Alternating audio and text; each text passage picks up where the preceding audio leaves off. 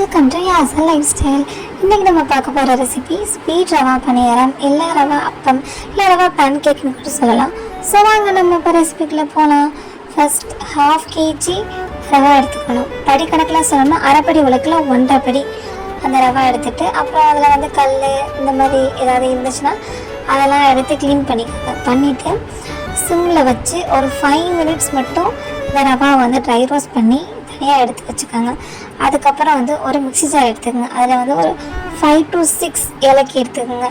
அதுக்கப்புறம் ஒரு 5 எக் எடுத்துக்கோங்க. அதுக்கப்புறம் வந்து 1.5 கப் வந்து சுகர் ஆட் பண்ணிக்கோங்க.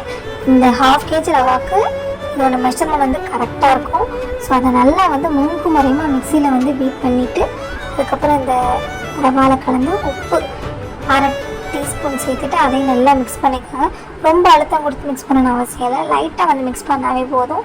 அதுக்கப்புறம் இது ஒரு திக்கான கோகோனட் மில்க் வந்து 1 கப் எடுத்துக்கோங்க.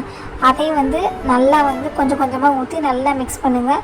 இதை ஊற்றிட்டு ஒரு 10 minutes வந்து இதை வந்து ரெஸ்ட்டில் விடுங்க. அப்போ தான் அந்த ரவாவில் அந்த தேங்காய் பால் நல்லா ஊறி நம்ம போகிறதுக்கு கரெக்டான கன்சிஸ்டன்சியில் இருக்கும். ஸோ அடுப்பு பற்ற வச்சு சட்டி வச்சு எண்ணெயை நல்லா காய வச்சு குட்டி குட்டி பாலாக நம்ம வந்து இந்த ரவா பணியாரத்துக்கு போடணும். இதை வந்து மேக்ஸிமம் சிம்லேருந்து மீடியம் ஃப்ளேமுக்கில் வச்சுக்கோங்க.